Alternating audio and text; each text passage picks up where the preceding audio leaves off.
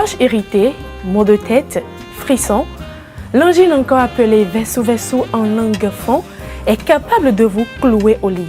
Cette maladie fréquente peut survenir à tout âge et peut être de diverses origines. Aujourd'hui, chers internautes, nous aborderons quelques aspects importants de cette inflammation avec notre invité, Dr Méléthon Grasse-Rompé, médecin, otorhinolaryngologiste et chirurgie cervico-faciale. Dr Rompé, bonjour. Bonjour, Madame Palais. Merci d'accepter notre invitation. C'est moi. Alors, avec vous, nos chers internautes auront une idée plus large sur l'angine, plus précisément l'angine de gorge. C'est bien sûr cela. Exact. Chers internautes, restez avec nous pour en savoir davantage. Bonjour et bienvenue. Face au mal de gorge, l'urgence est de calmer la douleur. Alors, suivons ensemble ce que nous propose ce naturopathe. Nous avons deux sortes d'angines. Nous avons les angines virales, nous avons aussi les angines bactériennes. Et le traitement de l'angine, c'est face à la source, donc la cause donc, de cette angine-là. Donc il faut d'abord faire un diagnostic pour identifier la nature de l'angine et donc pour pouvoir approprier la bonne recette ou le bon traitement. Les angines bactériennes, par exemple, sont causées donc, par les bactéries. Par exemple, lorsque vous avez du yaourt laissé à l'air libre et que vous reprenez pour consommer, ça pourrait donc être infecté. Donc, ce qui pourrait donc causer aussi les angines. Parce que ce sont des bactéries qui, donc, ça, c'est une source d'infection.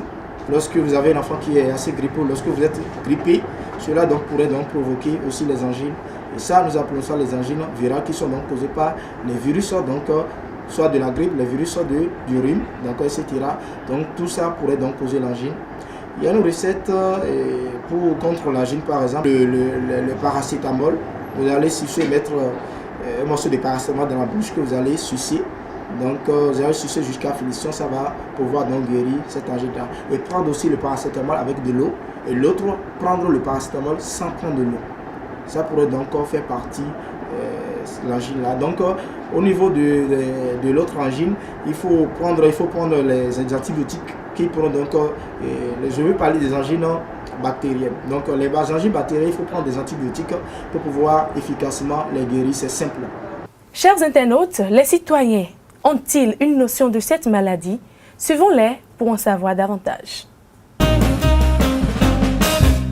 Je sais que ça se manifeste différemment, mais moi particulièrement, je sais que ça fait mal aux gorges et tout ça. Parfois, on commence par vomir le sang et quand on ne guérit pas ça vite, ça peut te causer la mort, je crois. Pour l'angine, surtout, il y a différents traitements.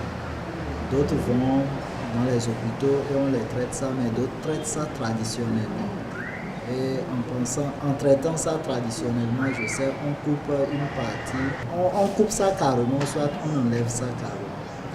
Selon moi, en tout cas, je sais que l'angine, c'est une inflammation de la gorge.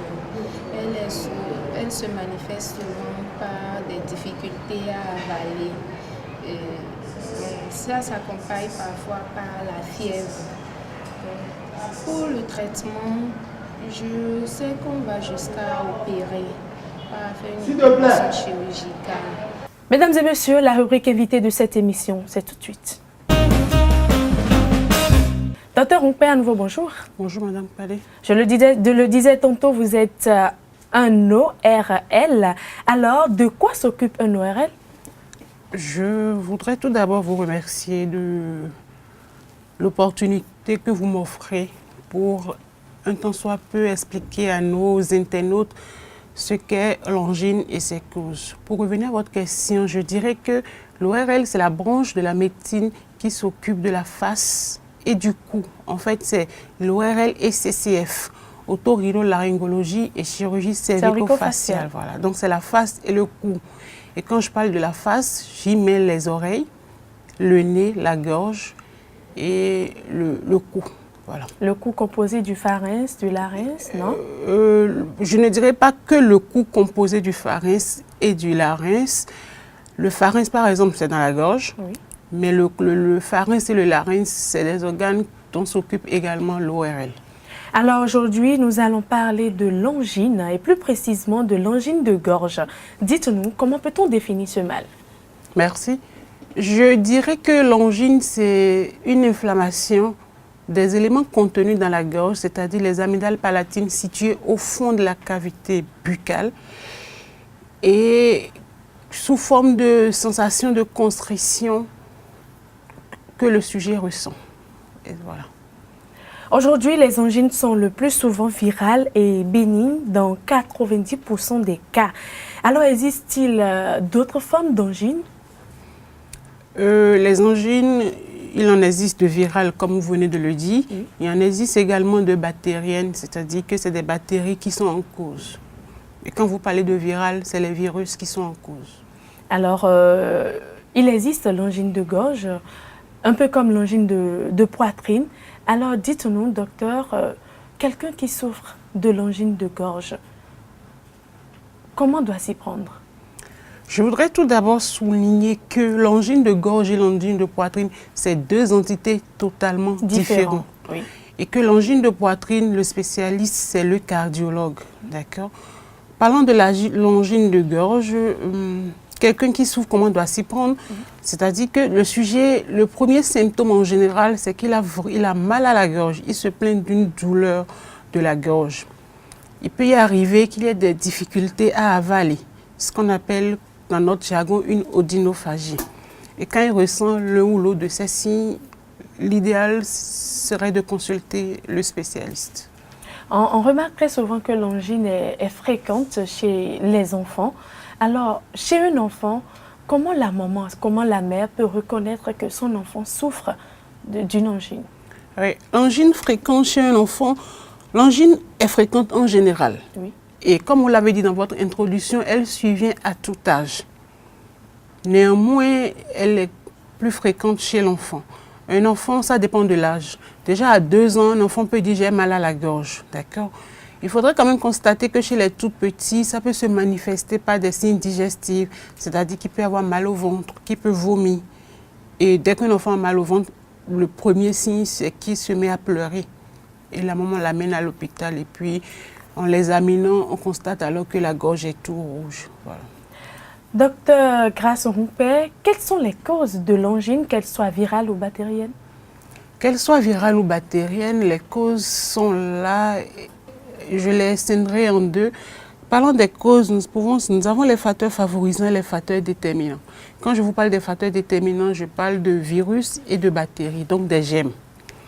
Mais parlons des facteurs favorisants, l'un des facteurs favorisants, c'est les conditions climatiques. Quand il fait frais ou quand il fait chaud, en fonction de l'individu. Ensuite, c'est les conditions de vie, la malpropreté. D'accord? Je peux citer en plus le terrain, c'est-à-dire que l'angine qui survient chez un sujet alcoolique n'a pas la même importance que quand elle survient chez un sujet non alcoolique. Et donc le terrain, le tabac, l'alcool, les sujets immunodéprimés par une maladie ou une autre. Quand ils font l'angine, on ne s'attend pas à la même réaction chez un sujet qui est normalement, entre guillemets, sain, mais qui fait une angine, d'accord? Et puis il y a l'âge. Je l'ai dit tantôt, selon que ce soit l'enfant, l'adulte ou le sujet âgé, les manifestations diverses ne sont pas les mêmes. Parlons des germes. Prenons le virus. Le virus, il y a le virus de la grippe qui peut être responsable d'une angine. Et dans ce cas, elle est virale, ça va de soi. Je peux aussi citer le virus respiratoire. Et quand je prends le cas des bactéries, la bactérie la plus incriminée, c'est celle qu'on appelle le streptocoque bêta-hémolytique du groupe A. Je le dis parce qu'en fait, dans les complications d'une angine, quand il s'agit d'une angine bactérienne et que cette angine est due à ce germe, mal traitées, les complications sont redoutables. Et on les connaît, elles sont là. Et donc, je ne cite que cette bactérie parce que c'est la plus incriminée. Voilà autant de causes qui entraînent ce mal. Alors, dites-nous, docteur, est-ce que notre alimentation ne serait peut-être pas à la base de cette maladie, puisqu'on entend souvent dire, d'aucuns le disent, que quand tu consommes peut-être l'arachide, tu peux avoir l'angine de gorge et autres. Notre alimentation, quand on consomme vu sur cet angle, non. Je vous explique. C'est-à-dire que l'arachide fait partie des éléments, des aliments qu'on étiquette d'allergiques. D'accord? Oui. Et donc, quand on est en face d'un sujet qui est allergique naturellement et qui se retrouve être allergique à tel ou tel aliment, quand il prend cet aliment, ça peut lui provoquer une irritation de la gorge, d'accord? Et cette irritation, d'irritation en irritation, il peut faire une angine. Mais dit qu'un aliment déclenche l'angine, non. Si le sujet n'est pas allergique à tel aliment, quand il mange, ça ne lui irrite pas la gorge. Mais chez le sujet B, s'il est allergique au soja ou à l'arachide, dès qu'il mange, il va commencer par se gratter la gorge. Alors cela diffère d'un individu à un autre. Exactement. Si tel est le cas, des tas que présente un individu. Et des cas que présente... Des tares. Des tares, hein, oui. que présente un individu. C'est-à-dire qu'il soit un sujet atopique, c'est-à-dire allergique. Par exemple, quand je parle d'allergie, il n'y a pas que l'allergie à l'aliment. Il y a des individus, dès qu'ils sont en contact avec la poussière, ils éternuent, voilà. Et donc, c'est variable d'un individu à un autre. Si tel est le cas, alors, quelqu'un qui souffre de l'angine, quand est-ce qu'il doit consulter un ORL? Oui. Quand est-ce qu'il doit consulter? C'est-à-dire, en fait, la douleur de l'angine est telle que, dès que le sujet a mal, il consulte. On a constaté que c'est un réflexe, c'est une douleur vive, ça ferait vraiment, vraiment mal. En dehors de ça, dès que vous avez mal pour avaler la salive, dès que pour avaler, ça devient difficile, les gens consultent systématiquement. Et en dehors de ça, ce sujet peut présenter aussi la fièvre. Et ça aussi, c'est un motif de consultation. D'accord? Il peut même arriver dans des cas extrêmes que le sujet ait des difficultés à respirer. Ce qu'on appelle une dyspnée. Devant tous ces signes, le sujet consulte forcément. Prévient-on ce mal? Si oui, comment? Oui, on peut prévenir ce mal. On peut prévenir ce mal déjà par rapport aux enfants en étant à jour, dans les vaccinations, notamment les vaccinations recommandées par le programme élargi de vaccination. J'ai parlé tout à l'heure de certains facteurs favorisants. Oui. Prévenir ce mal revient à les éviter, c'est-à-dire que je me sais allergique, j'évite d'être en contact avec la poussière, d'accord? Je me sais allergique à l'arachide, je l'évite. Et donc, donc éviter déjà les facteurs favorisants et vacciner correctement les enfants. Je le disais dans mon introduction, l'angine est capable de clouer au lit une personne qui souffre vraiment de ce mal. Ainsi, peut-on mourir des complications d'une angine et surtout d'une angine de gorge? Il y a des complications de l'angine de gorge qui sont graves, d'accord? Une angine de gorge, c'est une affection qui est localisée dans la gorge. Mais les complications sont telles que vous pouvez avoir des complications générales. On peut être amené à faire un rhumatisme articulaire aigu. Ça veut dire que vous avez mal dans toutes vos articulations. Oui. Et il y a une inflammation qui s'y ajoute. Et dans cette rhumatisme articulaire aigu, il y a un versant cardiaque. Mais dit qu'on va en mourir, c'est un peu trop dit, mais il y a des complications graves. Et un sujet qui n'est pas allé consulter, dès qu'il commence à ressentir des signes généraux, il consulte. Et ici est pita, mais je ne pense pas qu'il va en mourir. Il peut à la limite traîner des séquelles. Voilà. Parce que cette angine, comme complication générale, peut vous donner une glomérulonéphrite aiguë, qui est une inflammation chronique des glomérules qui sont des tubes au niveau du rein. Voilà. Alors, si je m'en tiens à ce que vous venez de dire, les complications de l'angine de gorge peuvent entraîner des séquelles. Dites-nous alors, docteur Moupé, les antibiotiques sont-elles efficaces contre les angines comme le notifie le naturopathe? Les antibiotiques. Les antibiotiques, nous connaissons des classes d'antibiotiques spécifiques qui sont sensibles, qui guérissent l'angine, oui. Oui. Lesquels déjà, sinon Non, je ne me mettrai pas à citer les antibiotiques, mais deux choses. La première, dans le contexte d'exercice au Bénin particulièrement, c'est rare de recevoir le sujet quand c'est à l'étape de virus. À l'étape virale, il a un peu mal, il banalise. À l'étape virale, il a un peu mal, il prend son paracétamol. À l'étape virale, il a mal, le voisin va dire, j'ai fait si ça a marché. C'est de l'automédication. C'est de l'automédication, si vous voulez. Et donc, souvent, on reçoit les sujets déjà quand c'est à une étape évoluée. Et donc, souvent, même ça rentre déjà dans l'angine bactérienne. Et là, on met systématiquement des antibiotiques. Alors, vous venez tout à l'heure d'aborder l'angine bactérienne. Je voudrais que vous nous donniez plus d'éclaircissements sur ce que c'est que l'angine virale et ce que c'est que l'angine bactérienne. Très bien. L'angine virale, c'est, qu'elle soit virale ou bactérienne, les manifestations sont les mêmes. D'accord ? Mais l'angine virale est due à un virus, l'angine bactérienne est due à une bactérie. D'accord ? Les virus ne se traitent pas par antibiotiques. On fait un traitement symptomatique, c'est-à-dire que le sujet a mal, je lui donne un antidouleur. D'accord ? Il fait la fièvre, je lui donne un calmant pour faire baisser la fièvre. Mais quand il s'agit de l'angine bactérienne, quand on parle de bactérie, c'est un germe, il me faut forcément mettre un antibiotique. Mais je le répète encore que sous nos cieux, il est rare, vraiment rare, de recevoir le patient à l'étape de virus, d'angine virale. Souvent, on les reçoit avec plein de pus dans la gorge, donc ça rentre déjà dans le cadre d'une bactérie, et puis on met les antibiotiques. Je ne sais pas si les antibiotiques seuls peuvent arriver à soulager ce dernier, si la maladie est déjà à une étape, à une phase terminale. Alors, parlez-nous à présent des traitements possibles face à ce mal. Merci. Les antibiotiques seuls, oui, parce qu'ils font le traitement de fond.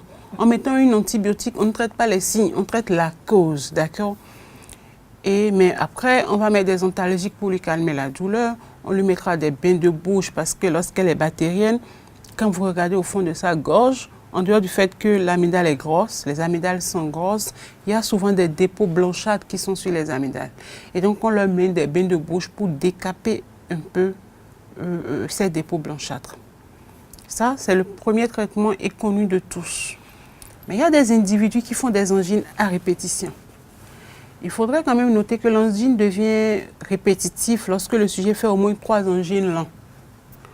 Ou dans les cas d'amygdalite à répétition. Dans ces cas, on est amené à faire un traitement chirurgical, c'est-à-dire qu'on enlève les 2 amygdales, ce qu'on appelle dans notre jargon une amygdalectomie. Donc voilà, entre autres, les traitements possibles face à l'angine de gorge surtout. Oui.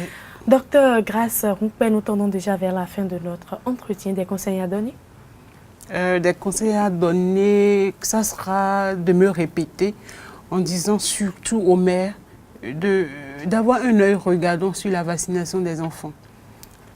Du programme élargi de vaccination. D'ailleurs, c'est gratuit. Oui.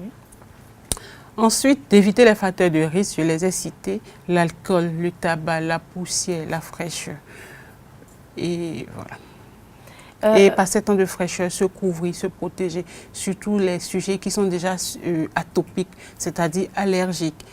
Notamment, je pense aux asthmatiques. Passer temps de fraîcheur, ils doivent se protéger. Parce que la moindre irritation va déclencher un phénomène immunitaire. Docteur Grace Rumpé, je vous remercie. Merci. Et très bonne semaine à vous. Merci à vous de même.